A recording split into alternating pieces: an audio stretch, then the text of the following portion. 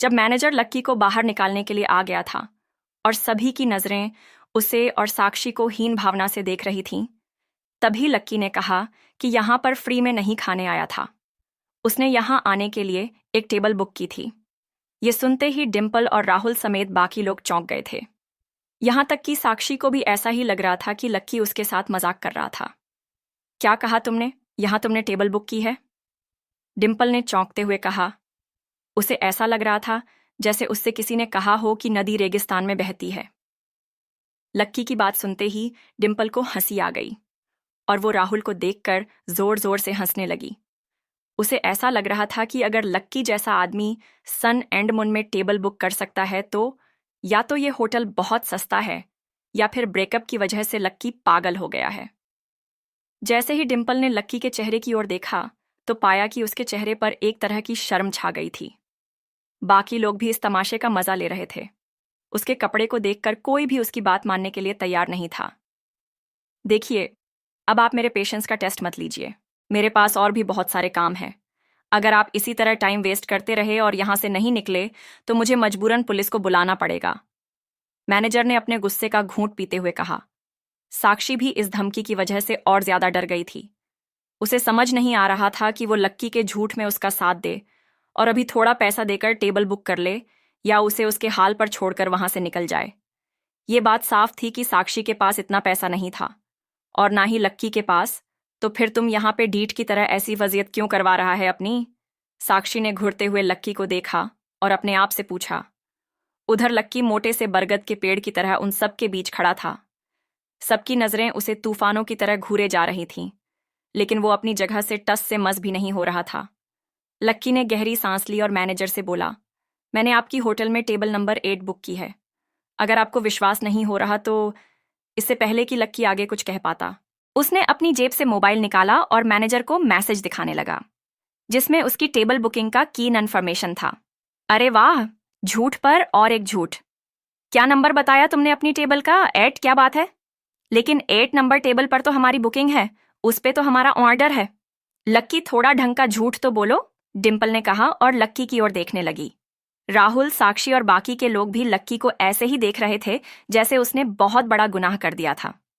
उधर मैनेजर ने लक्की के हाथ से उसका फोन लिया और उस मैसेज को देखने लगा। जैसे ही उसने मैसेज पढ़ा, उसके चेहरे पर एक मुस्कान आई और उसने रिस्पेक्ट के साथ लक्की को उसका फोन लौटाते हुए कहा, सॉरी सर, मुझसे गलती हो गई। मैं आपको पहचान नहीं पाया। चलिए, मैं आपको आपकी टेबल पर ले चलता हूं। डिम्पल मैनेजर के मुंह से लक्की के लिए सर सुनकर फिर चौंक गई। एक ही पल में खेल पलट गया था। उसने कहा, मैनेजर, तुमसे कोई गलती तो नहीं हुई ना? इसने जो मैसेज दिखाया वो सही है ना? हो सकता है कोई फेक मैसेज तुम्हें दिखा रहा हो। राहुल ने भी डिम्पल की बात सुनते ही अपना मोबाइल निकाला और अपनी बुकिंग का मैसेज मैनेजर को दिखाते हुए बोला, ये देखो, 8 नंबर टेबल पर मेरी बुकिंग है, उसकी नहीं। मैनेजर ने राहुल के फोन पर भी मैसेज देखा और प्यार से मुस्कुराते हुए बोला, हाँ सर, मैं समझ गया। आपने भी टेबल नंबर 8 ही बुक की है, लेकिन आपने एक ऑर्डिनरी टेबल बुक की है और सर ने 8 नंबर की रिजर्व टेबल बुक की है। क्या इसने रिजर्व टेबल बुक की है? डिम्पल ने मैनेजर की ओर फटी हुई आंखों से देखते हुए कहा। उसे विश्वास ही नहीं हो रहा था कि लक्की ऐसा भी कुछ कर सकता था। कहाँ उसके पास ढाबे पर खाने तक के पैसे नहीं हुआ करते थे और कहाँ आज उसने एक रिजर्व टेबल बुक कर ली थी जिसका दाम ऑर्डिनरी टेबल से 2 गुना ज्यादा था। डिम्पल को इस बात पर विश्वास नहीं हो पा रहा था। इससे पहले कि डिम्पल इस बात को पचा पाती, मैनेजर लक्की और साक्षी को अपने साथ उनकी टेबल की ओर ले गया। जब वो लोग टेबल नंबर 8 के पास पहुंचे तो मैनेजर ने जो देखा उससे उसका दिमाग खराब हो गया। टेबल के ऊपर खाना पहले से लगा हुआ था और उससे भी बड़ी बात यह थी कि कस्टमर टेबल पर आया भी नहीं था। उससे पहले खाना खत्म होने की कगार पर आ गया था। 1 सेकंड सर, मैनेजर ने लक्की को देखते हुए कहा। लक्की ने देखा कि उसका चेहरा मारे शर्म के लाल हो गया था। उसने अपने पास खड़े एक वेटर को बुलाया और उसके कानों में बोला, ये क्या है? गेस्ट आकर खड़े हो गए और तुमने टेबल क्यों साफ नहीं करवाई? ये गेस्ट हैं भाई। सर, इस टेबल के गेस्ट तो कब के आ चुके हैं। वो खा ही रहे थे कि अचानक मैडम की ड्रेस पर सब्जी गिर गई और वो उसे ही साफ करने के लिए वॉशरूम गए। अरे अरे, गेस्ट ये हैं, ये दोनों गेस्ट हैं। तुमने किसको गेस्ट समझकर यहाँ बैठा दिया? मैनेजर ने उसके ऊपर चिढ़ते हुए कहा। अच्छा सर, मुझे 1 मिनट दीजिए, बस मैं अभी देखता हूं कि क्या गड़बड़ हुई है, वेटर ने कहा और तुरंत वहां से निकल गया। इतने में डिम्पल और राहुल भी उस टेबल के पास आकर खड़े हो गए थे। जब उन्होंने मैनेजर के साथ लक्की और साक्षी को वहां खड़ा देखा तो डिम्पल बोली, अब तुम हमारी टेबल के पास क्या कर रहे हो? लक्की उसकी बात का कोई जवाब देता उससे पहले ही मैनेजर ने उन दोनों से शालीनता से पूछा, माफ करना, लेकिन क्या आप दोनों यहां बैठे हुए थे? हाँ, क्यों, क्या हुआ? डिम्पल ने पूछा। इतने में वो वेटर आया और वो अपने साथ उसको भी ले आया जो लोगों को टेबल तक लेकर आता था। सर, ये बेवकूफ गलत लोगों को इस टेबल पे लेकर आ गया है। मैनेजर ने उस लड़के को घूर कर देखा। वो लड़का घबरा गया और सफाई देते हुए बोला, मुझे मुझे माफ कर दीजिए सर, मैंने अभी नया नया ज्वाइन किया है तो मुझे मालूम नहीं है कि कौन सी टेबल कौन सी कैटेगरी की है। इन लोगों ने ऑर्डिनरी टेबल बुक की थी, लेकिन मैं ही इन्हें गलती से वीआईपी टेबल पे ले आया।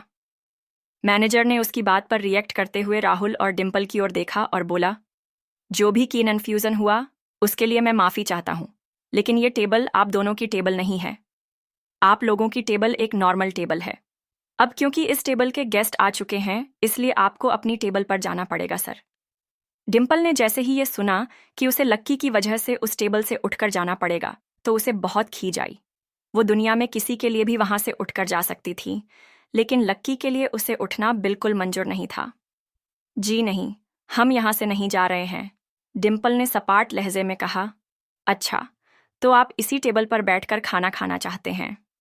मैनेजर भी दुविधा में पड़ गया था। अपने स्टाफ की गलती की सजा डिम्पल और राहुल को नहीं दे सकता था। हाँ, हमारा खाना यहीं है तो हम यहीं पर बैठकर खाएंगे। हम इस टेबल से उठकर कहीं और जाने वाले नहीं हैं, डिम्पल ने कहा और गुस्से से लक्की की ओर देखने लगी। लक्की को उसकी शक्ल देखकर अच्छा लग रहा था। वो जितनी बार लक्की को गुस्सा दिलाने की कोशिश करती उतनी बार खुद ही उसे गुस्सा आ जाता।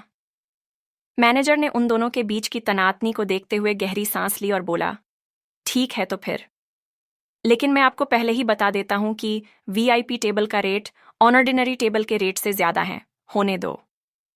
हम यहां खा सकते हैं तो हम क्यों ना खाएं? पैसों की हमें कोई परवाह नहीं है, डिम्पल ने राहुल की ओर देखते हुए कहा। आज वो किसी भी हाल में लक्की को जीतते हुए नहीं देखना चाहती थी। वो नहीं देख सकती थी कि लक्की उससे भी ऊंची किसी टेबल पर बैठकर उसी के सामने खाना खाए। वो लक्की से उसकी पोजीशन को छीन लेना चाहती थी। डिम्पल को भले इस बात से कोई फर्क नहीं पड़ रहा था, लेकिन वो ये बात भूल गई थी कि इस टेबल के पैसे वो नहीं राहुल दे रहा था। वैसे हमें और कितना रुपए ज्यादा देना पड़ेगा? राहुल ने हिचकते हुए कहा। जैसे ही लक्की ने उसका ऐसा मुंह देखा उसे जोर से हंसी आ गई।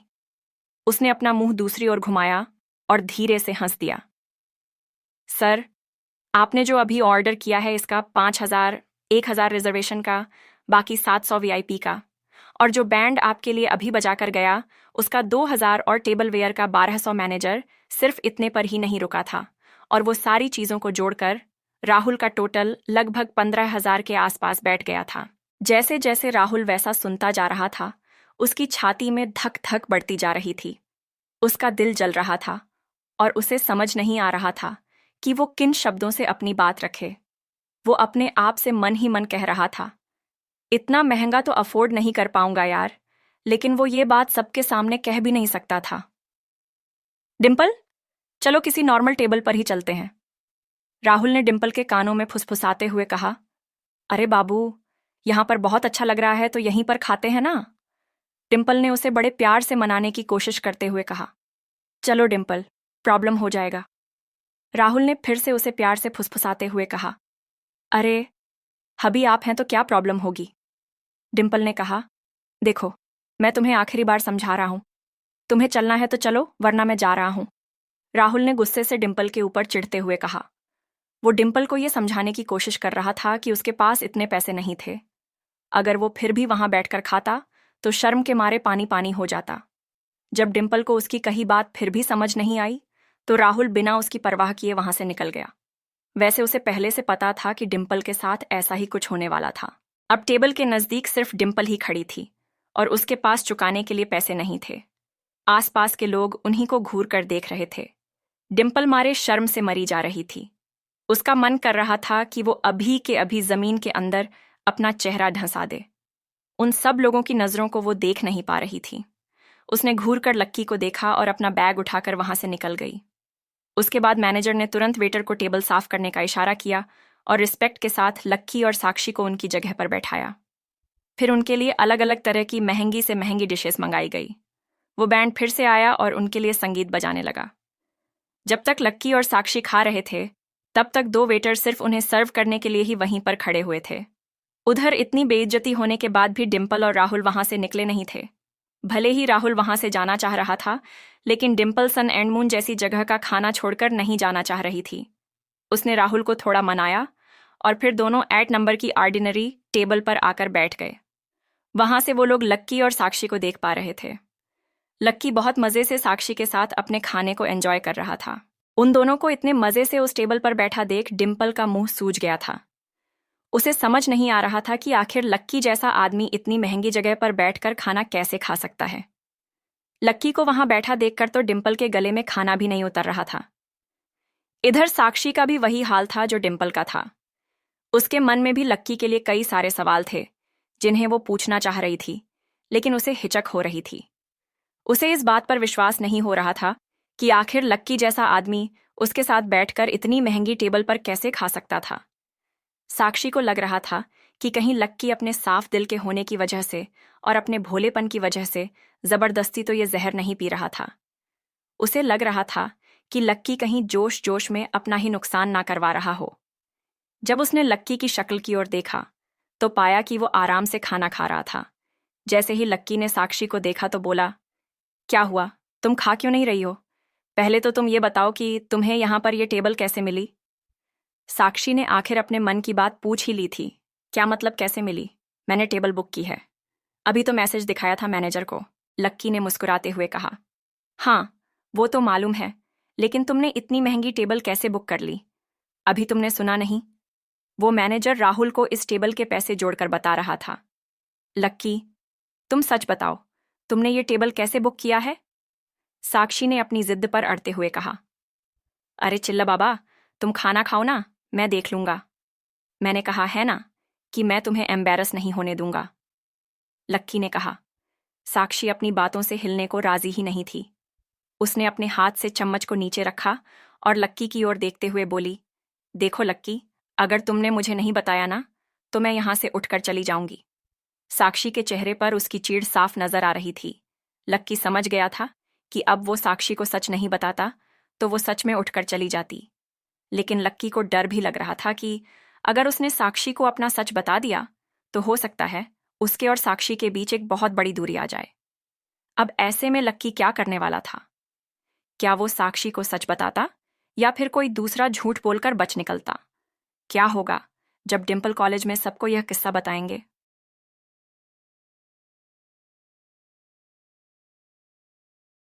जब साक्षी टेबल से उठने को थी, तब लक्की को लगा कि उसके लिए जवाब देना जरूरी हो गया था, लेकिन वह साक्षी को अपनी सच्चाई बताकर उसे अपने से दूर नहीं करना चाहता था। साक्षी उसकी उन दोस्तों में से थी जिसने उसका मुश्किल वक्त में साथ दिया था। ऐसे में लक्की उससे अपने स्टेटस की वजह से दूर नहीं रखना चाहता था। लक्की ने 2 पल सोचने के बाद एक बहाना बनाते हुए बोला, देखो, ऐसी बात है कि मेरी ना कल एक लॉटरी लगी। किसी को बताना मत। लॉटरी पूरे 1.5 लाख रुपए की थी।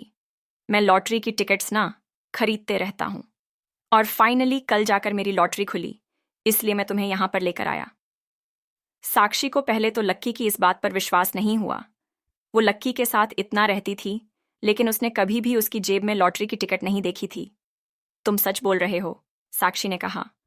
अरे हाँ बाबा, वरना मैं इतना पागल थोड़ी हूं जो तुम्हें इतनी महंगी सी जगह पर लेकर आता।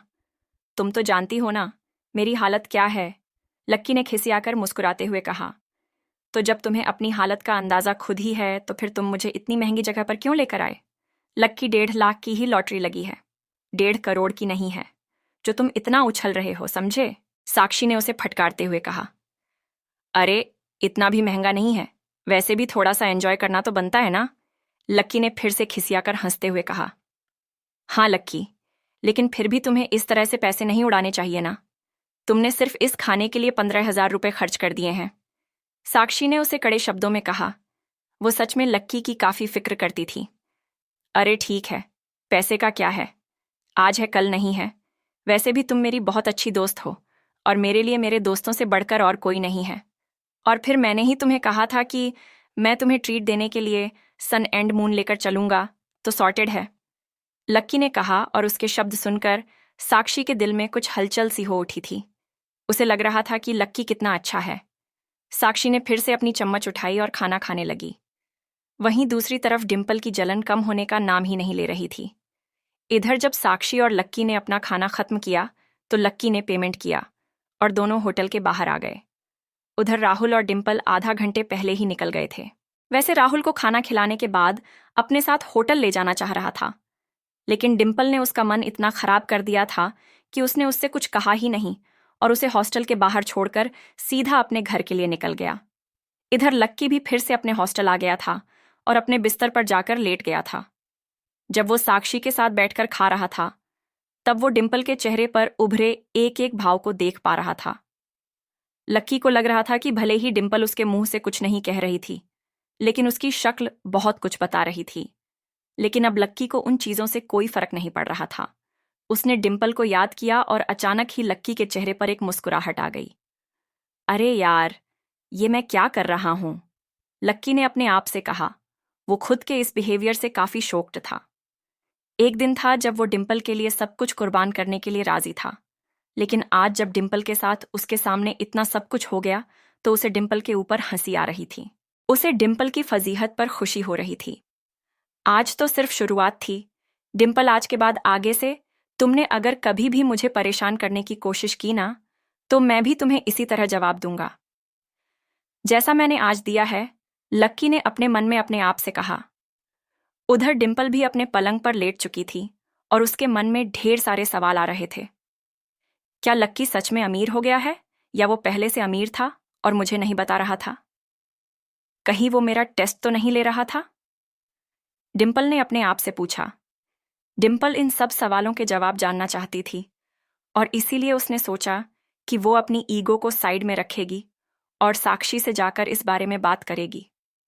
वो तुरंत अपने बिस्तर से उठी और साक्षी के कमरे की ओर जाने लगी। इधर साक्षी के कमरे में माहौल पहले से ही काफी गर्म था।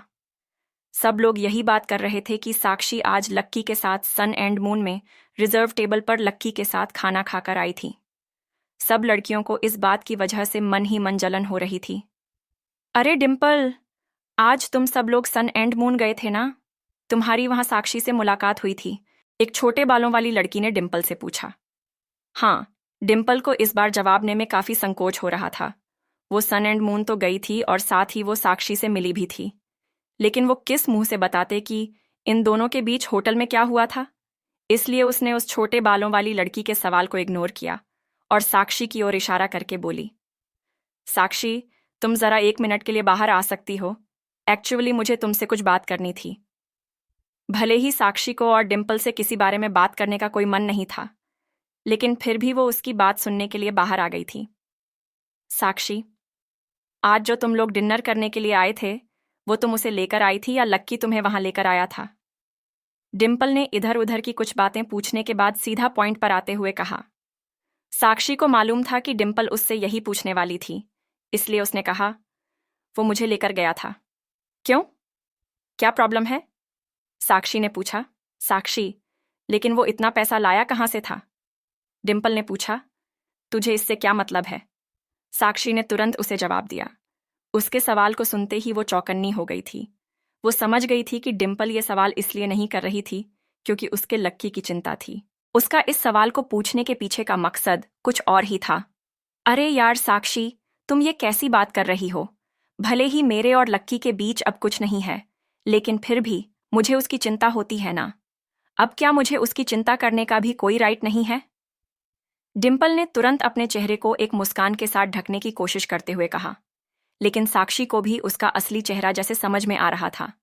डिम्पल को लग रहा था कि वो और साक्षी एक दूसरे के अच्छे दोस्त थे और लक्की के जाने के बाद भी उन दोनों की दोस्ती में कुछ नहीं बदला था।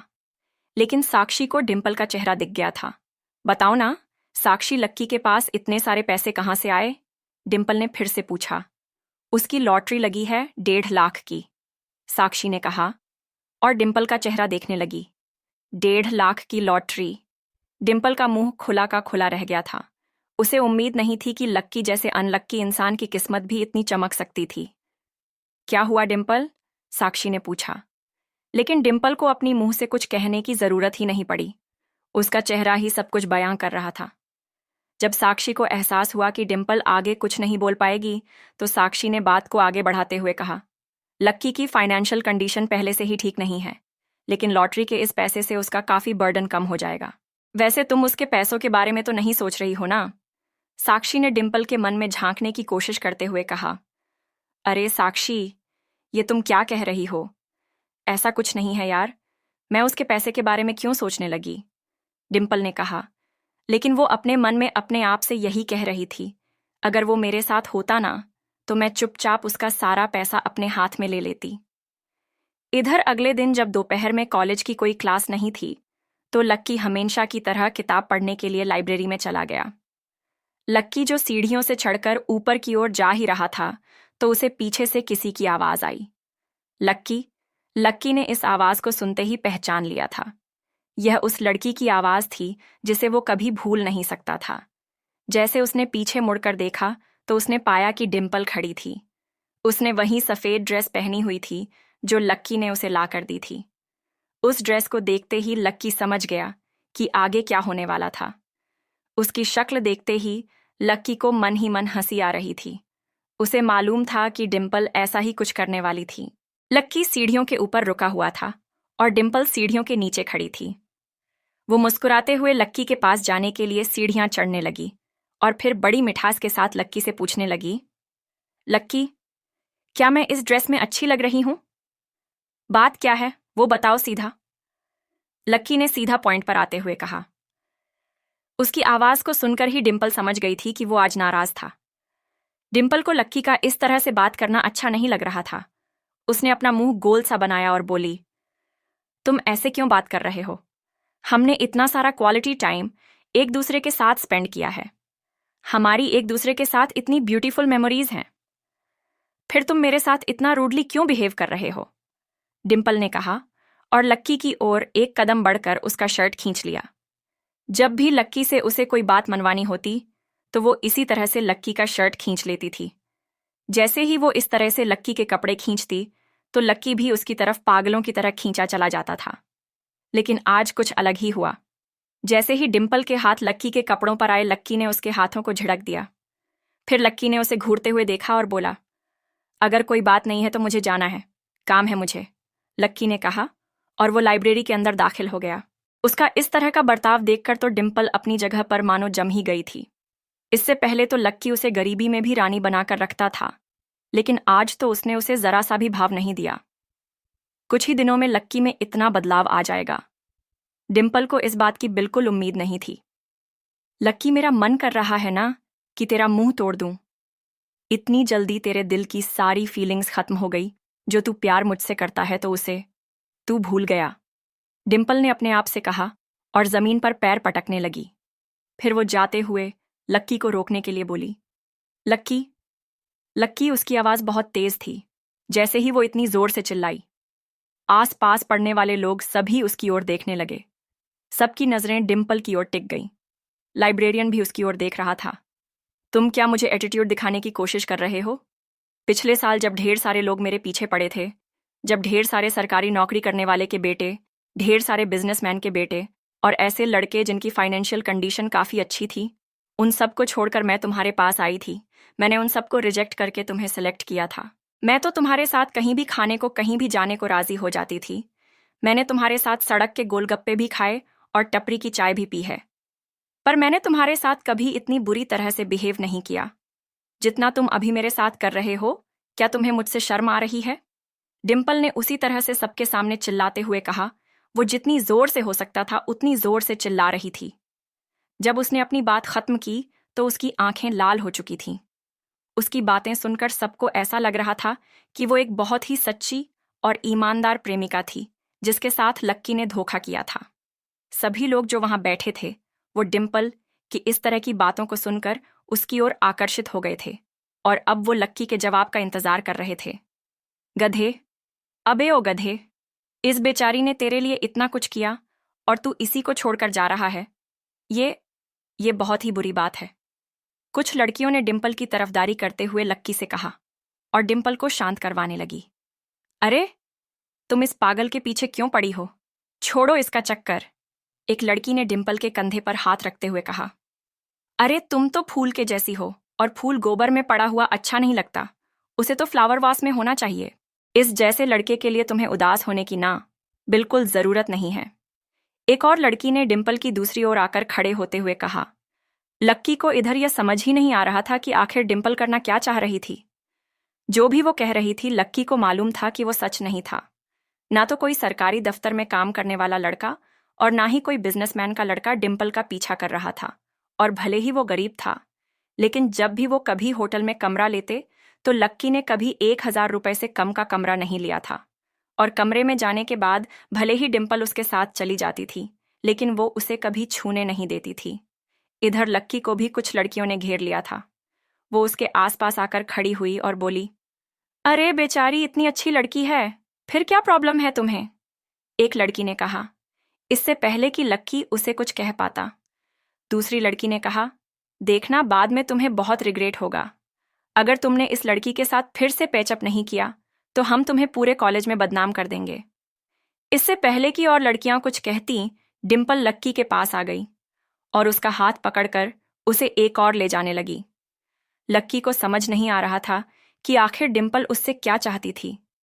क्या डिंपल फिर से लक्की को किसी जाल में फंसाने वाली थी, या इस बार लक्की उससे बचकर निकल जाता?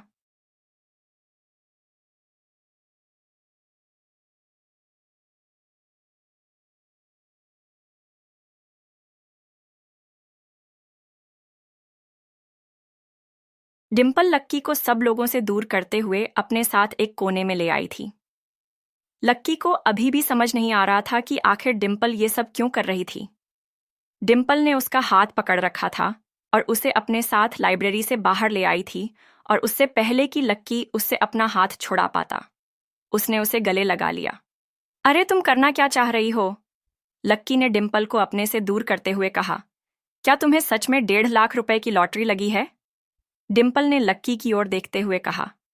लक्की पहले तो उसके सवाल से सक पका गया, लेकिन फिर उसने अपने आप को शांत करते हुए कहा, हाँ, मुझे 1.5 लाख की लॉटरी लगी है, लेकिन मुझे नहीं लगता कि तुम्हें इस बात से कोई लेना देना होना चाहिए।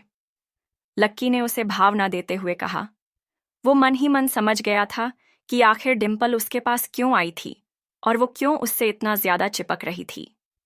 लक्की को डिंपल के इस व्यवहार पर हंसी आ रही थी। उसे विश्वास ही नहीं हो रहा था कि डिंपल जैसी लड़की पैसे के लिए इतनी पागल हो सकती है। लेकिन इधर लक्की के मुंह से डिंपल के लिए निकले इन शब्दों ने उनका दिल बैठा दिया था। वो उसे बिल्कुल भाव नहीं दे रहा था। डिंपल को लग रहा था कि उसकी दाल इतनी आसानी से गलने वाली नहीं थी। अरे, तुम मुझसे ऐसे क्यों बात कर रहे हो? तुम भूल गए हम दोनों ने कितना क्वालिटी टाइम एक दूसरे के साथ स्पेंड किया है। हमारी एक दूसरे के साथ कितनी अच्छी मेमोरीज है, डिंपल ने कहा और मुस्कुराते हुए उसे देखने लगी। देखो, अगर 1.5 लाख मिलने से पहले तुम मुझसे ऐसे गले मिलती और ऐसे मुस्कुराती ना, तो तुम्हारी कसम मैं हंसते हंसते सारा पैसा तुम्हारे हाथ पे रख देता। मुझे जरा भी फर्क नहीं पड़ता। लेकिन अब मैं फिर से बेवकूफ नहीं बनना चाहता। मुझे ये बात समझाने के लिए, इनफैक्ट रियलाइज करवाने के लिए थैंक यू कि तुम्हें प्यार की भूख नहीं है, पैसों की है, और तुम्हें कितना भी पैसा दिया जाए तुम्हारी भूख कभी शांत नहीं होने वाली है, लक्की ने कहा और डिंपल की शक्ल देखने लगा। डिंपल की आंखों में वो पहली वाली चमक नहीं रह गई थी। उसे ऐसा लग रहा था कि जैसे किसी ने उसे खींच कर तमाचा लगा दिया था, और अब वो रियलिटी में आ गई थी। इधर लक्की भी काफी वक्त से उसे ये सब कहना चाह रहा था, लेकिन कह नहीं पा रहा था। उसके अंदर ये सब भरा हुआ था जो उसने आज बाहर निकाल कर रख दिया था। जैसे ही वो सब उसके अंदर से बाहर निकला, उसको अंदर ही अंदर अच्छा महसूस होने लगा था। लक्की ने डिंपल की आंखों में आखिरी बार देखा, फिर उसके हाथ से अपना हाथ अलग किया और आगे निकल गया। ठीक उसी वक्त डिंपल को आज सच में बहुत बुरा लग रहा था। उसे लग रहा था कि लक्की ने उससे जो कहा वो बहुत ही ज्यादा था। उसे इस चीज का बुरा नहीं लग रहा था कि उसने लक्की के साथ ब्रेकअप कर लिया था। उसे इस बात का बुरा लग रहा था कि अगर वो लक्की के साथ थोड़े दिन बाद ब्रेकअप करती तो शायद वो 1.5 लाख रुपए उसके हो जाते। जैसे ही उसने लक्की को जाते हुए देखा, डिम्पल बहुत नर्वस हो गई। अगर आज उसने ये मौका गंवा दिया तो फिर उसे जिंदगी भर इसका पछतावा होने वाला था। इसका मतलब ये भी था कि लक्की के 1.5 लाख पर उसका हक नहीं था। लक्की, डिम्पल जोर से चिल्लाई। चाहे जो भी हो, आज वो अपना इतना बड़ा ईगो साइड में रखकर उससे मिलने के लिए आई। उसने उसकी ड्रेस पहनी, उसने उसे गले लगाया। वो इतनी आसानी से अपने 1.5 लाख रुपए को जाने नहीं देने वाली थी। उसने देखा कि उसकी आवाज लेने के बाद लक्की रुक गया। डिम्पल जोर से भागी और लक्की को पीछे से गले लगा लिया और अपना चेहरा उसकी पीठ में ढंसा दिया। लक्की, तुम बदल गए हो। अब तुम वो लक्की नहीं रहे जिससे मैंने प्यार किया था। तुम्हें क्या हो गया है? तुम इतने रूड क्यों हो गए हो? डिम्पल ने कहा। लक्की ने उसकी बात का कोई जवाब नहीं दिया। डिम्पल ने लक्की के शरीर को पकड़ रखा था, लेकिन लक्की उसकी छुअन को बर्दाश्त नहीं कर पा रहा था। जब डिम्पल को लगा कि वो अभी भी पिघलने को राजी नहीं था, तो डिम्पल ने उसे मनाने के लिए कहा, लक्की, मैंने तुमसे इसलिए ब्रेकअप किया क्योंकि मैं नहीं चाहती थी कि मेरी वजह से तुम्हारा नुकसान हो। मैं ये सब सिर्फ तुम्हारे भले के लिए ही कर रही थी। डिम्पल बोलते हुए अब लक्की के पीछे से उसके सामने आ गई थी। उसकी आंखों में एक अजीब सा कॉन्फिडेंस था, जिसके दम पे वो लक्की को पिघला देना चाहती थी। उसने आगे कहा, पहले जो हम दोनों एक दूसरे के साथ थे तो तुम मेरे लिए बहुत मेहनत करते थे। तुम मेरे लिए गिफ्ट्स लाते थे, कॉस्मेटिक्स लाते थे, कपड़े लाते थे, मुझे बाहर घुमाने ले जाते थे, खिलाते थे, और मैं जानती हूं कि इस वजह से तुम्हें बहुत सारा इधर उधर का काम करना पड़ता था। जब तुम्हें ऐसे परेशान होते देखा ना, तो मुझे बहुत बुरा लगा। मुझे लगता था कि मुझे भी कोई काम करना चाहिए, इसलिए मैं राहुल की कंपनी में पार्ट टाइम जॉब करने लगी। लेकिन फिर मुझे लगा कि अगर मैं जॉब कर ही रही हूं तो फिर मैं तुम्हें टाइम नहीं दे पाऊंगी। इसलिए थोड़े दिन सोचने के बाद मैंने तुमसे ब्रेकअप कर दिया। लक्की। अच्छा, सच में? लक्की ने डिम्पल से पूछा। उसे ब्रेकअप का ये रीजन तो काफी स्ट्रांग लग रहा था। तुम्हें अभी भी मेरी बात पर विश्वास नहीं हो रहा? डिम्पल ने और गंभीर भाव अपने चेहरे पर लाते हुए पूछा। उसने देखा कि जब उसकी बात सुनकर लक्की चुप हो गया था तो उसकी आंखों में हल्की सी चमक आ गई थी। उसने उसे मनाने के लिए आगे कहा, लेकिन अब सिचुएशन चेंज हो गई है। अब तुम्हारे पास, मतलब हमारे पास पैसे हैं लक्की, इसलिए अब तुम्हें भी और मुझे भी काम करने की कोई ज़रूरत नहीं है और ना ही हमें और पैसों की ज़रूरत है। लक्की उसके मन के भावों को समझ पा रहा था। जितना वो बोलती जा रही थी उतनी लक्की को उसके ऊपर घिन्न आ रही थी। इससे पहले कि वो आगे कुछ बोलता, डिम्पल ने कहा, लक्की, अब तुम्हें समझ आया कि मेरा ब्रेकअप के पीछे इंटेंशन क्या था? लेकिन अब तुम्हारे पास पैसे हैं तो अब हमें चिंता करने की कोई ज़रूरत नहीं है, डिम्पल ने कहा और बेचारी नज़रों से लक्की की ओर देखने लगी। कहीं तुम मेरे साथ फिर से इसलिए तो नहीं आना चाहती हो क्योंकि मेरे पास अब पैसे हैं? लक्की ने डिम्पल की आंखों में गहराई तक देखते हुए कहा। इससे क्या फर्क पड़ता है लक्की कि अब तुम्हारे पास पैसे हैं? मैं तो तुम्हारे साथ तब भी थी जब तुम्हारे पास पैसे नहीं थे। मुझे तुम्हारे पैसों से क्या मतलब? मुझे तो बस तुम्हारी चिंता होती है, डिम्पल ने लक्की की आंखों में देखते हुए कहा। उसकी आंखों में लक्की की सूरत कितनी जल्दी बदल गई थी। लक्की यही देखकर सकते में आ गया था। कल तक तो वो उससे आंख मिलाना भी पसंद नहीं कर रही थी और आज है कि वो उसके ऊपर से आंख हटाने को भी राजी नहीं है। डिम्पल ने गहरी सांस ली और आगे बोली, लक्की, जब मैं तुमसे थोड़े दिन के लिए दूर हुई ना, तब मुझे असलियत में समझ आया कि मैं तुमसे कितना प्यार करती हूँ। मैं अपने आप को ना तुमसे दूर रखने के लिए फोर्स कर रही थी।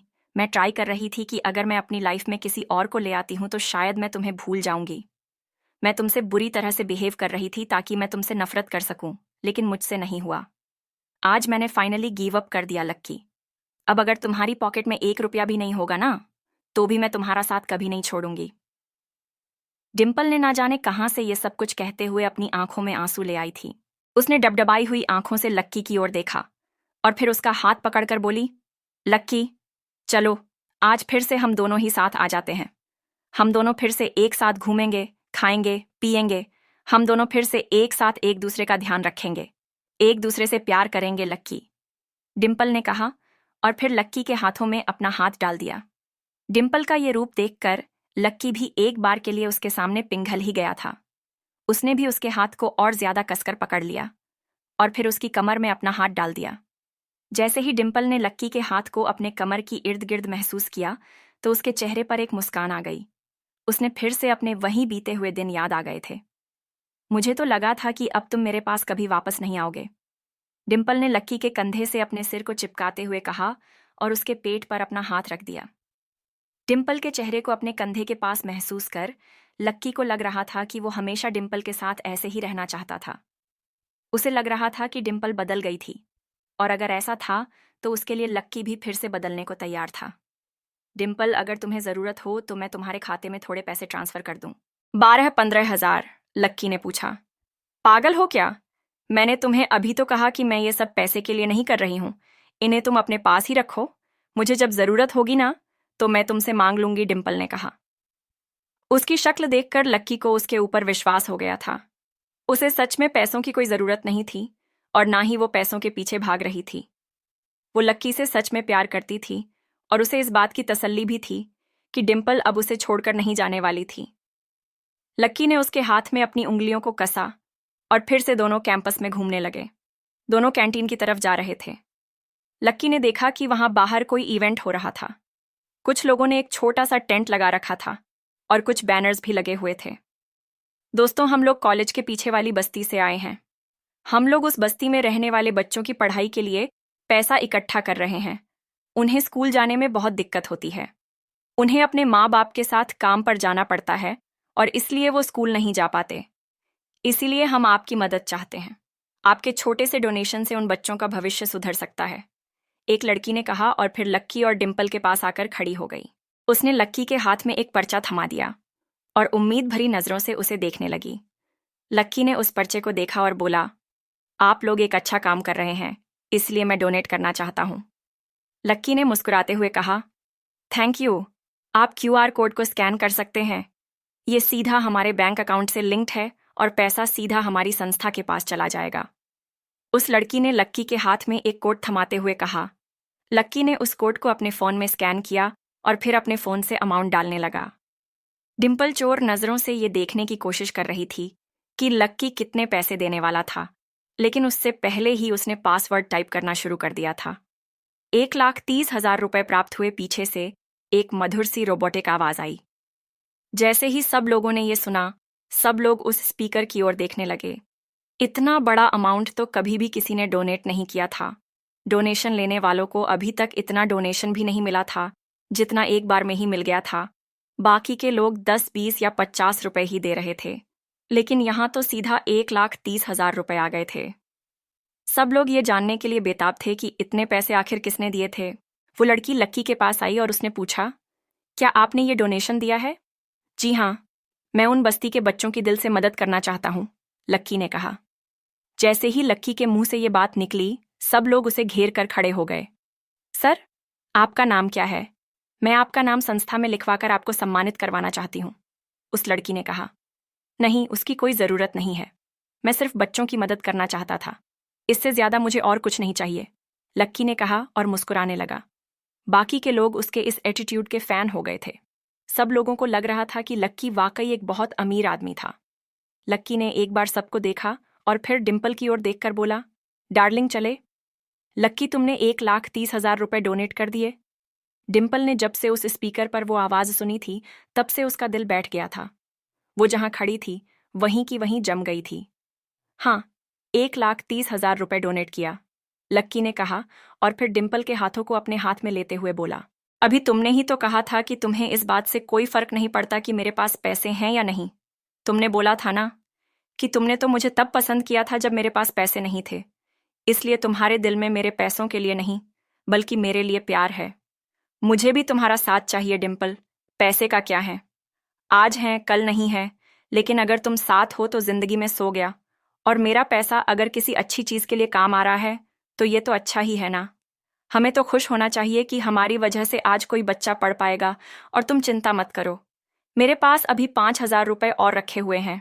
हम कैंटीन चलते हैं, समोसा और कोल्ड ड्रिंक। मेरी तरफ से हमारे पेचअप की एक छोटी सी पार्टी, लक्की ने कहा और डिम्पल की आंखों में देखने लगा। डिम्पल को महसूस हो रहा था कि वो कितनी बड़ी गद्दी थी जो फिर से इस पागल के चक्कर में पड़ रही थी, लेकिन उसके सामने इतनी प्यार मोहब्बत की बातें करके वो एकदम से मुकर भी नहीं सकती थी। लक्की भी ये देखना चाहता था कि डिम्पल अभी कह रही थी, उसे मना भी रही थी, या उसकी नज़र सिर्फ उसके पैसों पर ही थी। क्या होगा आगे? क्या डिम्पल लक्की की परीक्षा में पास हो पाएगी? क्या लक्की सच में डिम्पल से रिलेशन रखना चाहता था या फिर उसे सबक सिखाना चाहता था?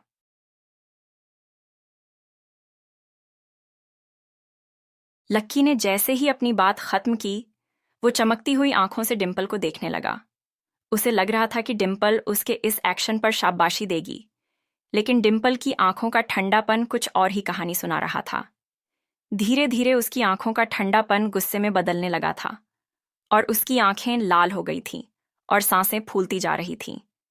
कैफेटेरिया में जाने के लिए जैसे ही लक्की ने फिर से डिम्पल का हाथ पकड़ा, मानो उसे करंट लगा हो, और वो जोर से चिल्लाई, निकलो यहां से, गेट लॉस्ट। डिम्पल ने बहुत तेज आवाज में कहा था और उसकी आवाज सुनकर फिर से सभी लोग उसकी ओर देखने लगे थे। अटेंशन लेना डिम्पल की आदत थी। लक्की को मन ही मन हंसी आ रही थी। फिर भी उसने चेहरे पर अटेंशन लाते हुए पहले बाकी सभी लोगों को देखा और फिर डिम्पल की ओर देखते हुए बोला, अरे डिम्पल, क्या हो गया? लक्की का चेहरा देखकर तो ऐसा लग रहा था जैसे उसे समझ ही नहीं आ रहा था कि डिम्पल उसके साथ क्या कर रही थी, लेकिन मन ही मन वो सारा खेल समझ चुका था। लक्की, तुम एक नंबर के ना, गधे हो, उल्लू हो, पागल हो। तुम्हें जरा से पैसे क्या मिले? तुम अपने आप को मसीहा समझने लगे। तुम जैसे लोगों को तो जिंदगी भर गरीब ही रहना चाहिए और गरीबी में ही मर जाना चाहिए। आई हेट यू, डिम्पल ने कहा और उसके हाथ से अपना हाथ झटके से अलग करके वहां से निकल गई। अभी थोड़ी देर पहले उसने लक्की से जो कुछ कहा था, उस पर उसे पछतावा हो रहा था। वो इतनी तेजी से चली जा रही थी कि उसने दोबारा मुड़कर उसे देखने की कोशिश भी नहीं की। सभी लोग लक्की को सन्न होकर देख रहे थे, लेकिन उसके चेहरे पर जरा सी भी शिकन नहीं थी। वो मुस्कुराते हुए डिम्पल को जाते हुए देख रहा था। डिम्पल, मुझे मालूम है तू पैसे का आइसक्रीम देखकर मक्खी की तरह उस पर बैठने आ गई थी। तुझे क्या लगता है 1,30,000 रुपए देने से मैं गरीब हो जाऊंगा? मेरे पास ऐसे हजारों 1,30,000 रुपए हैं, लक्की ने कहा और अपने सफेद शर्ट पर से डिम्पल के हाथों के निशान को साफ करते हुए वहां से निकल गया। इधर ये सब होने के बाद लक्की का फिर से लाइब्रेरी जाकर बैठने का मन नहीं था। वो अपने दोस्तों के पास जाना चाह रहा था, लेकिन अमित रोशनी के साथ बिजी था और गर्वित प्रीतम लैब में अपने बिल्डिंग काम निपटा रहे थे। इसलिए लक्की कॉलेज में ऐसे ही इधर उधर टहल रहा था। थोड़ी देर बाद वो गार्डन में जाकर बैठने ही वाला था कि अचानक उसका फोन बजा। लक्की ने अपनी जेब से फोन निकाला और देखा कि भूमिका का फोन था। बताओ लीडर, आप कहाँ पर ट्रेनिंग कर रहे हो? मैं वहीं आ जाता हूँ। बास्केटबॉल कोर्ट आ जाओ, पानी लाना है। लक्की ने भूमिका को कुछ बोलने का मौका ही नहीं दिया, ना जाने क्यों, लेकिन उसे ऐसा लग रहा था जैसे वो 7वें आसमान पे था। वैसे उसने जो कहा वो गलत भी नहीं था। भूमिका को उससे और कोई काम होता भी नहीं था, लेकिन आज बात कुछ और थी। जैसे ही उसने भूमिका की आवाज सुनी, उसकी भौहें आपस में मानो जुड़ ही गई। लक्की, तुम कितना सोचते हो यार, हमारी कितनी केयर करते हो। मुझे नहीं लगता कि हमारे पूरे कॉलेज में कोई इतना केयरिंग होगा। जीतने की तुम हो और मैंने तुम्हें इसलिए कॉल नहीं किया कि तुम इधर ट्रेनिंग में आ जाओ। मैंने तो तुम्हें इसलिए कॉल किया है क्योंकि आज तुम्हें स्प्रिंकल में आना है। शाम को पहुंच जाना, याद रहेगा ना? कॉलेज के बाहर जो है स्प्रिंकल, भूमिका ने कहा और फोन काट दिया। लक्की को तो लग रहा था कि वो भूमिका से मिलने के बहाने अदिति से भी मिल लेगा, लेकिन यहां पर तो बात ही कुछ और थी। ये मुझे स्प्रिंकल पर क्यों बुला रही है? लक्की ने अपने आप से पूछा और फिर घड़ी देखने लगा। शाम होने वाली थी, इसलिए वो गार्डन से उठा और स्प्रिंकल की ओर जाने लगा। स्प्रिंकल लक्की के कॉलेज के बाहर एक बड़ा सा कैफे था जो अपने जूस, शेक, कॉफी और बाकी पेय पदार्थों के लिए जाना जाता था। कॉलेज में जिन लोगों के पास में थोड़े से ज्यादा पैसे होते, वो वहीं जाकर अपना शेक पीते थे। लक्की थोड़ी ही देर में वहां पहुंच गया था। उसने देखा कि भूमिका वहां पहले से ही बैठी हुई थी। उसने आज ट्रेनिंग के कपड़े नहीं पहने थे, बल्कि गहरे नीले रंग की जीन्स, सफेद टी शर्ट और एक गुलाबी रंग का जैकेट पहना हुआ था। उसके बाल हल्के से रंगे हुए थे। लक्की ने देखा कि आज तो भूमिका ने हल्का सा मेकअप भी किया हुआ था। लीडर, आप यहाँ अकेले क्या कर रही हो? लक्की ने पूछा। क्यों? मैं यहाँ अकेले नहीं आ सकती क्या? भूमिका ने झेंपते हुए कहा। उसे विश्वास नहीं हो रहा था कि यह वही भूमिका थी जो अभी कुछ देर पहले उससे इतने प्यार से बात कर रही थी। लक्की को ये चीज समझने में देर नहीं लगी कि वो इसलिए प्यार दिखा रही थी ताकि लक्की चुपचाप वहां पहुंच जाए। लक्की ने उससे कुछ नहीं कहा और उसके पास वाले स्टूल पर बैठ गया। सर, आप क्या लेना पसंद करेंगे? एक वेटर आया और उसने लक्की से प्यार से पूछा। अरे ओ, इससे पूछने की जरूरत नहीं है, ये यहां पहली बार आया है, इसके लिए एक कॉफी ले आओ, भूमिका ने बीच में ही घुसते हुए कहा। थोड़ी ही देर में लक्की के लिए एक कॉफी आ गई थी। लक्की चुपचाप बैठकर वहीं कॉफी पी रहा था और भूमिका तब तक ये सोच रही थी कि आखिर वो लक्की को अपना प्लान कैसे समझाए। उसे लग रहा था कि उसके प्लान के लिए लक्की से सूटेबल और कोई नहीं था। लक्की ने देखा कि उसको देखते ही भूमिका के चेहरे पर मुस्कान तैर गई थी, जिसे देखकर एक बार के लिए लक्की भी डर गया था। लक्की को उसका इस तरह से उसे देखना अच्छा नहीं लग रहा था और वो बहुत असहज महसूस कर रहा था। वो समझ गया था कि आज भूमिका उसे फिर से किसी चक्कर में फंसाने वाली थी। देखो, मैं सीधा पॉइंट पे आती हूँ। मैं तुमसे एक फेवर चाहती हूँ। फेवर ये है कि तुम्हें मेरी कजिन बहन का बॉयफ्रेंड बनना पड़ेगा, भूमिका ने कहा। बॉयफ्रेंड? ये शब्द सुनते ही लक्की थोड़ा सा चौंक गया था। उसने टेबल पर रखा टिश्यू उठाया और अपना मुंह पोंछने लगा। लक्की पहले ही भूमिका के मुंह से ये सुन चुका था कि उसकी कजिन की उम्र काफी ज्यादा हो गई थी और अभी तक उसकी शादी नहीं हुई थी। लीडर, आप क्या मजाक कर रहे हो? लक्की ने कहा और भूमिका की ओर देखने लगा। वो तो यही मानता था कि भूमिका की नज़र में वो एक फटीचर और लूजर ही था, जिसकी कोई रिस्पेक्ट नहीं थी। फिर वो उसे अपनी बहन का बॉयफ्रेंड क्यों बना रही थी? अबे ओ, मैं तेरे साथ क्यों मजाक करने लगी? मेरे पास इतना टाइम नहीं है कि मैं यहाँ बैठकर तेरे साथ मजाक करूं। समझा ना? मेरी बहन की उसके बॉयफ्रेंड से कुछ ज्यादा डिमांड नहीं है और ना ही उसकी कोई लंबी चौड़ी लिस्ट है कि उसका बॉयफ्रेंड ऐसा हो, वैसा कुछ नहीं है। बस उसे ये चाहिए कि उसका बॉयफ्रेंड ईमानदार हो और उसकी बात मानने वाला हो। बस, और मुझे लगता है कि इस रोल के लिए तुमसे ज्यादा और कोई फिट नहीं बैठ सकता है, भूमिका ने कहा। हाँ पर यार, इससे पहले कि लक्की अपनी तरफ से कुछ कह पाता, भूमिका ने उसकी बात को बीच में ही काटते हुए कहा। पर क्या? क्या पर? पर पर मेरी कजिन का बॉयफ्रेंड बन जाने में तुम्हें कोई प्रॉब्लम है? भूमिका ने लक्की के ऊपर दबाव बनाते हुए कहा और आगे बोली। अगर तुम्हें आगे कुछ कहना है ना, तो मत कहो। जो भी जुबान पर आ रहा है उसे कॉफी के साथ वापस निगल जाओ। आज के बाद से तुम बस एक अच्छे बॉयफ्रेंड बनोगे। बात खत्म, भूमिका ने कहा और दूसरी ओर देखने लगी। लक्की के होश ही उड़ गए थे। उसे समझ नहीं आ रहा था कि ना जाने किस मुहूर्त में उसने भूमिका से मिलने के लिए हाँ कर दी थी। उसे पहले ही समझ जाना चाहिए था कि भूमिका इतने प्यार से बात कर रही थी। इसका मतलब साफ था कि उसके साथ कुछ बुरा होने वाला था। अब क्योंकि वो यहाँ आकर बैठ गया था, इसलिए उसके पास से यहाँ से जाने का कोई ऑप्शन ही नहीं था। भूमिका ने फिर से उसे देखा और बोली, तुम यहीं बैठो, मेरी बहन अभी थोड़ी ही देर में आती होगी। अच्छे से बिहेव करना और मेरी नाक मत कटवाना, समझे? भूमिका ने लक्की की बैठे बैठे की डेट सेट कर दी और फिर वो अपना फोन निकालकर अपने कजिन को फोन करते हुए बाहर चली गई। हेलो, कहाँ तक पहुंची? भूमिका ने पूछा। हाँ, बस पहुंचने ही वाली हूं मैं। बस 1 किलोमीटर और बता रहा है। मैंने तुमसे कहा था ना कि मेरे लिए कोई ढूंढ कर रखना। कोई मिला क्या? उसकी कजिन ने उधर से पूछा। हाँ, मैंने उसे ढूंढ लिया है। इस वक्त वो मेरे साथ स्प्रिंकल पर ही बैठा है, भूमिका ने गर्व के साथ कहा। हाँ, लेकिन जैसा चाहिए था वैसा ही है ना? उसकी कजिन ने पूछा। हाँ हाँ, बिल्कुल वैसा ही है, और मैं शर्त लगाकर कह सकती हूँ कि आपको भी वो बहुत पसंद आएगा।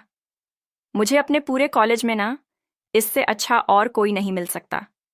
अगर आप उससे सड़क पर कहीं मिलती ना, तो आप यही कहती कि ये कोई कॉलेज में पढ़ने वाला लड़का नहीं है, बल्कि ईंटों की भट्टी पर काम करने वाला कोई मजदूर है, भूमिका ने कहा। अच्छा, ऐसा क्या?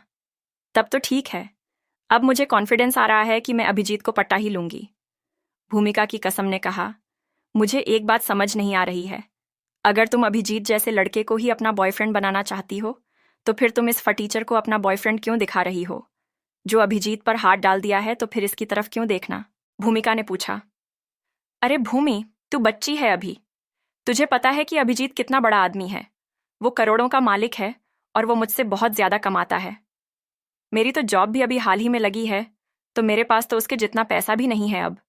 वो मुझे पसंद करता है, लेकिन फिर भी कमान उसके हाथ में है। जब तक वो मुझे आगे से प्रपोज नहीं करेगा, तब तक मैं उसे जाकर प्रपोज नहीं कर सकती, और इसलिए इस पूरी सिचुएशन को अपने हाथ में लेने के लिए मैं इस लड़के के साथ सेट होना चाहती हूँ। जैसे ही अभिजीत मुझे इसके साथ देखेगा, वो परेशान होगा, टेंशन में आएगा और आते ही मुझे प्रपोज करेगा। उसकी कजिन ने उसे सारा खेल समझाते हुए कहा, हाँ, पर इसके लिए किसी फटीचर लड़के की ही क्यों जरूरत है आपको? भूमिका को अभी भी बात पूरी समझ नहीं आ रही थी। अरे पागल लड़की, एक बार जरा सोच, अगर अभिजीत की जगह एक गरीब लड़का मेरा बॉयफ्रेंड बन जाएगा तो इससे मैसेज तो यही जाएगा ना कि अभिजीत एक फटीचर से हार गया। जैसे ही उसे ये पता लगेगा, उसके तो दिल में आग ही लग जाएगी, और फिर वो मेरे ऊपर और भी ज्यादा ध्यान देना शुरू करेगा और मेरा ख्याल रखना भी शुरू करेगा। उसकी कजिन ने उसे समझाते हुए कहा, अरे वाह, क्या गेम खेला है? भूमिका के मुंह से निकला। अब उसे सब कुछ साफ साफ समझ में आ रहा था, और जैसे ही भूमिका ने फोन रखा, उसके 5 मिनट के बाद ही एक काले रंग की गाड़ी स्प्रिंकल के सामने रुक गई। उसमें से एक लड़की निकली जिसके बाल लंबे और जूते काले थे। उसके पैर लंबे थे और उसने स्टॉकिंग पहनी हुई थी। जैसे ही वो लड़की गाड़ी से नीचे उतरी, सभी मर्दों की निगाहें उसके ऊपर जा टिकी थीं। उसे देखकर ही ऐसा लग रहा था जैसे किसी फैशन शो की मॉडल गाड़ी में से उतर आई थी। बहन भूमिका उसे दूर से ही देखते हुए चिल्लाई और फिर उसकी ओर जाने लगी। उसकी बहन भी स्प्रिंकल की ओर बढ़ी और फिर दोनों कसकर एक दूसरे से मिल गए। इसके बाद भूमिका ने उससे कहा, अंदर चलो, वो हमारा अंदर ही इंतजार कर रहा है। भूमिका ने उसका हाथ पकड़ा और उसके साथ अंदर जाने लगी। इधर उसकी कजिन ने भूमिका को बीच में ही रोका और उससे बोली, एक बात सुनो, तूने उससे ये तो नहीं बोला ना कि हम उसे यूज करने वाले, मतलब तूने हमारा एक्चुअल प्लान तो उसे नहीं बताया ना? उसे इस बारे में कुछ पता नहीं चलना चाहिए। जैसे ही अभिजीत मुझे प्रपोज कर देगा, उसके बाद हम उसे सब कुछ सच सच बताकर माफी मांग लेंगे। अरे बहन, इतनी भी छोटी नहीं हूं, इतनी सी बात ना समझूं। मैंने उसे बस यही कहा है कि तुम्हें मेरी बहन का बॉयफ्रेंड बनना है। बस बेचारा इतना सीधा है ना कि मना नहीं कर पाया। अब जब हमारा काम पूरा हो जाएगा ना, तो हम उसे सच बता देंगे, और सॉरी बोलें या ना बोलें उस बात से कोई फर्क नहीं पड़ता। भूमिका ने कहा, अच्छा, वो दिखता कैसा है? ठीक तो लगता है ना? क्योंकि जब तक अभिजीत सामने से नहीं आ जाता, तब तक तो मुझे उसी की शक्ल देखनी पड़ेगी ना? उसकी कजिन ने फिर से कहा, हाँ, वैसे देखने में तो अच्छा ही है, बस गरीब है इसलिए अच्छा नहीं लगता, पर हाँ, काम चल जाएगा, चिंता करने की कोई जरूरत नहीं है। भूमिका ने कहा, अच्छा ये बताओ मैं कैसी देख रही हूं? उसकी कजिन ने पूछा। भूमिका ने पहले उसे देखा और फिर उसके आसपास के लड़के को देखने लगी जो उसकी बहन को ही घूर रहे थे। भूमिका ने अपनी कजिन से कहा, आप इन सब चूजों की आंखों में देख लो कि आप कैसी लग रही हो। उसकी कजिन जोर से हंस दी और फिर भूमिका के हाथों पर हल्की सी चपत लगा दी। इसके बाद दोनों स्प्रिंकल के अंदर जाने लगे। इधर लक्की अभी भी बैठकर कॉफी ही पी रहा था। उसे लग रहा था कि उसने भूमिका को हाँ करके अपने ही पैर पर कुल्हाड़ी मार ली थी। उसने कॉफी का आखिर सिप लिया ही था कि उसके पीछे से एक आवाज आई, अरे यहाँ मेरी बहन आ गई और तुम्हारी अभी तक कॉफी खत्म नहीं हुई। भूमिका ने कहा। उसकी कजिन ने देखा कि उस लड़के ने सफेद रंग की शर्ट पहनी हुई थी। उसके बालों को पीछे से देखकर तो ऐसा लग रहा था कि वो कोई गरीब आदमी था, लेकिन जैसे ही वो भूमिका की दिशा में घूमा, उस लड़की के होश उड़ गए। उसे विश्वास नहीं हो रहा था कि जिसकी बहन जिसे फटीचर समझ रही थी, वो लक्ष्मणलाल अग्रवाल था। इधर लक्की ने देखा कि भूमिका जिसे अपनी बहन बता रही थी, वो सिटी बैंक की मैनेजर यास्मीन थी। दोनों के मुंह एक दूसरे को देखकर खुले के खुले रह गए थे। अब उन तीनों के बीच आगे क्या होने वाला था? क्या होगा जब यास्मीन लक्की का सच भूमिका को बता देगी? क्या लक्की का राज अब खुल जाएगा? क्या हाल होगा भूमिका का जब उससे लक्की की सच्चाई पता लगेगी? जैसे ही लक्की और यास्मीन ने एक दूसरे को देखा, उन दोनों की आंखें खुली की खुली रह गई थीं। यास्मीन ने उसे देखते ही पहचान लिया था कि उसके सामने खड़ा आदमी आखिर कौन था। उसे मालूम था कि यही आदमी अभी थोड़े दिन पहले ही बैंक से सुप्रीम कार्ड लेकर निकला था। यास्मीन ने इसके बैंक से चले जाने के बाद मैनेजर से लक्की के बारे में बात भी की थी। तब उसने यास्मीन को बताया कि उसके पास कितना सारा पैसा और कितनी सारी प्रॉपर्टी थी। उसने ये भी बताया कि लक्की ही वो पहला इंसान था जिसने उस बैंक में से फिंगरप्रिंट के जरिए पैसे निकाले थे। ये सुनते ही यास्मीन की आंखें फटी की फटी रह गई थीं। अब जब इतना अमीर आदमी उसके सामने खड़ा था, तो यास्मीन को समझ नहीं आ रहा था कि वो कैसे बिहेव करे। अरे, तुम्हारी आंखें हैं या बटन तुम्हें दिख नहीं रहा कि मेरी बहन खड़ी है? इसके लिए चेयर कौन खींचेगा? भूमिका ने लक्की को हड़काते हुए कहा। यास्मीन ने भूमिका को घूर कर देखा और फिर लक्की की ओर प्यार से देखते हुए बोली, हेलो, कैसे हैं आप? भूमिका को लगा कि उसकी बहन लक्की के साथ फ्रेंडली होने की कोशिश कर रही थी ताकि वो अपनी बात से मुकर ना जाए। फिर भी भूमिका से रहा नहीं गया और वो फिर से बोली कि चेयर खींचो, उसकी कोई ज़रूरत नहीं है, मैं खुद ही ले लूंगी। यास्मीन ने कहा और कुर्सी खींचकर खड़ी हो गई। वो लक्की के बैठने का इंतजार कर रही थी।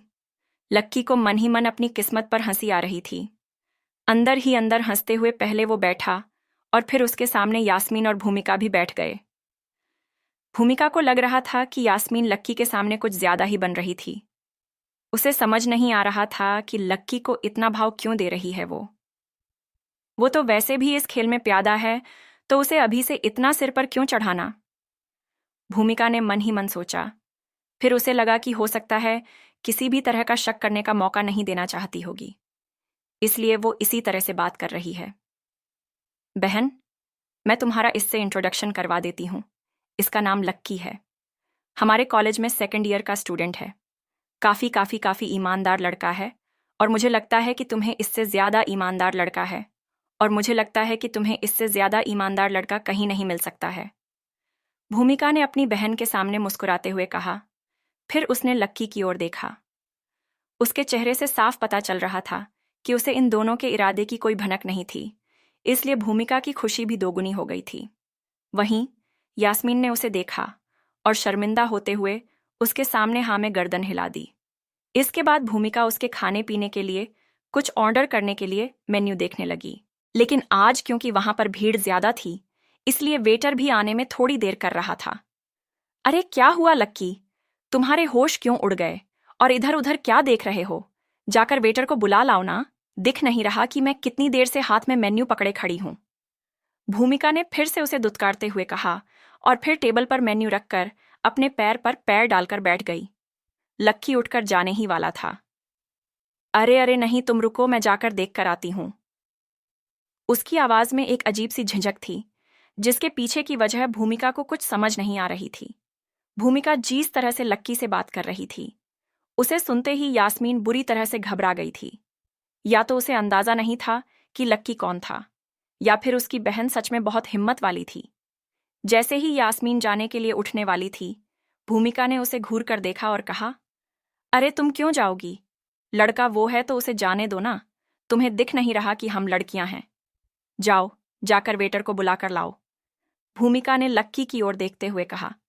लक्की का मन तो कर रहा था कि वो सीधा उठकर बाहर कहीं चला जाए, लेकिन यास्मीन की ऐसी हालत देखकर उसे मजा आ रहा था। उसे एक पल और ही लगा था कि भूमिका फिर से बोली, भाई लिख कर दूं क्या? जाना, तुम्हें जरा सी भी शर्म नहीं है क्या? लक्की को भूमिका के बारे में सब कुछ पता था। वो जानता था कि उसे बात करने की तमीज नहीं थी। सब लोग उसे इसलिए झेल लेते थे क्योंकि वो लीडर थी, और लक्की को भी उसके इस तरह से बात करने से कोई फर्क नहीं पड़ता था। इसलिए वो चुपचाप खड़ा हुआ और मैनेजर के काउंटर के पास जाने लगा। उसने भूमिका वाली टेबल की ओर इशारा करते हुए वहां पर एक वेटर को भेजने के लिए कहा और सीधा वॉशरूम चला गया। वो इन दोनों से दूर 2 पल की सांस लेना चाहता था। थोड़ी ही देर बाद जब वो वॉशरूम से बाहर आया तो उसने देखा कि यास्मीन वहीं बाहर ही खड़ी थी। उसकी चेहरे पर एक मुस्कान थी, लेकिन लक्की उसकी आंखों को देखकर ये कह सकता था कि वो शॉरी फील कर रही थी। इससे पहले कि लक्की उसे कुछ कहता, उसने लक्की से कहा, मुझे माफ कर दीजिए सर, मुझसे बहुत बड़ी गलती हो गई है और आप मेरी बहन भूमिका की बात का बुरा मत मानिएगा। वो एक नंबर की पागल है। किस तरह के लोगों से किस तरह बात करनी चाहिए, उसे इस चीज की बिल्कुल भी समझ नहीं है। जैसे उसने आपसे बात की ना, वो सुनकर मुझे बहुत बुरा लगा और मैं उसके बिहाफ से आपसे माफी मांगती हूं। यास्मीन के माथे पर चिंता की लकीरें बन गई थीं। वो सच में बहुत परेशान दिख रही थी। नहीं, ऐसी कोई बात नहीं है। भूमिका मेरे साथ हमेशा ऐसे ही बात करती है, इसलिए मैं उसकी बातों का ना बुरा नहीं मानता। लक्की ने मुस्कुराते हुए कहा और फिर यास्मीन की आंखों में देखते हुए बोला, वैसे तुम्हें पता है कि मैं कौन हूं? लक्की को अभी तक यही याद था कि जब आखिरी बार जब वो यास्मीन से मिला था, तो लक्की के बैंक के बाहर जाने के बाद भी यास्मीन ने उसकी बात पर विश्वास नहीं किया था कि वो है कौन। इसलिए लक्की को अभी भी इस बात पर शक हो रहा था कि वो भूमिका की बात पर इसलिए माफी मांगने आई थी क्योंकि उसे बुरा लगा था, या फिर वो इसलिए आई थी क्योंकि उसे उसकी असलियत का पता चल गया था। यास्मीन ने 1 सेकंड का वक्त लिया और फिर लक्की के सामने बिना कुछ बोले सिर्फ हाँ मैं अपनी गर्दन हिला दी। भले ही वो लक्की की असली पहचान के बारे में पूरी तरह से नहीं जानती थी, लेकिन फिर भी वो इतना तो जानती थी कि लक्की वाकई बहुत अमीर था। मुझे एक बात का जवाब दो, जब तुम खुद इतनी अमीर हो, इतने अच्छे बैंक में जॉब कर रही हो, तो फिर एक गरीब को अपना बॉयफ्रेंड क्यों बनाना चाहती हो? लक्की ने पूछा। जब से उसने यास्मीन को देखा, तभी से उसके मन में ये सवाल घूमे जा रहा था। सर, वो असल में यास्मीन को समझ नहीं आ रहा था कि वो लक्की के सवाल का जवाब कैसे थे। अगर वो लक्की को सच बता देती, तो उसे लग रहा था कि लक्की उसकी लाइफ की कहानी को यही खत्म करवा देता। लक्की अभिजीत से कई गुना ज्यादा अमीर था। अचानक यास्मीन को लगा कि ये उसके लिए और भी अच्छा मौका था। उसे लग रहा था कि अगर वो अभिजीत की जगह लक्की को फंसाने में कामयाब हो जाती है, तो उसकी लाइफ सेट हो जाएगी और उसे फिर से कभी पीछे मुड़कर देखने की जरूरत नहीं पड़ेगी। पैसा, पावर, इज्जत सब उसके पैरों में होंगे। वो रातों रात अमीर हो जाएगी। बहुत अमीर, ये सोचते ही अचानक यास्मीन के दिमाग में एक तरकीब आ गई थी। वो सोच भी रही थी कि क्यों ना लक्की को ही इस्तेमाल किया जाए। इसलिए उसके सवाल के जवाब में यास्मीन बोली, आखिरी बार जब हम बैंक में मिले थे, तब मैंने आपके बारे में ना बहुत गलत सोच लिया था। मुझे अपने आप पर बहुत गुस्सा आ रहा था। मुझे इस बात पर बहुत घमंड होने लगा था कि मैं बहुत अमीर हूँ और मेरे पास बहुत पैसा है, लेकिन मैं दिल से बहुत गरीब हूँ। मेरे अंदर ह्यूमैनिटी नाम की कोई चीज़ ही नहीं है। इसलिए मैंने सोचा कि मैं अपने आप को सुधारने के लिए एक गरीब से प्यार करूंगी, ताकि मैं जिंदगी का असली सुख देख सकूं, उसे फील कर सकूं। अगर मेरा उसके साथ सब कुछ ठीक चलने लगा, तो मैं उसी से शादी भी कर लूंगी। मुझे उसमें कोई दिक्कत नहीं है। यास्मीन की आवाज में गंभीरता थी। वो लक्की से फेवर लेने के लिए जितना पोलाइट हो सकती थी, उतना पोलाइट होने की कोशिश कर रही थी। अच्छा, लक्की ने कहा। लेकिन लक्की को तो उसकी आंखों में कुछ और ही नजर आ रहा था। जैसे ही लक्की ने उसकी आंखों में इस तरह देखा, तो यास्मीन ने अपनी नजर नीचे झुका ली। इससे पहले कि लक्की के मन में उसके लिए शक और ज्यादा गहरा था, उसने लक्की से कहा, मैं सच बोल रही हूं सर। मैं कसम खाकर कह रही हूं कि मैं आपके सामने झूठ नहीं बोल सकती हूं। अगर मैं झूठ बोल रही हूं ना, तो मुझे ऐसी मौत आई जैसे आज तक किसी को ना आई हो। यास्मीन ने लक्की को यकीन दिलाने के लिए और उसका दिल जीतने के लिए कसम तक खा ली थी, लेकिन लक्की के मन में अभी भी शक बना हुआ था। लेकिन इसमें मैं तुम्हारी कोई मदद नहीं कर सकता हूं। तुम्हें तो पहले से मेरी पहचान के बारे में मालूम है, और इसलिए मुझे नहीं लगता कि मैं तुम्हारे लिए ठीक रहूंगा। लक्की ने उसकी आंखों को और गहराई से देखते हुए कहा।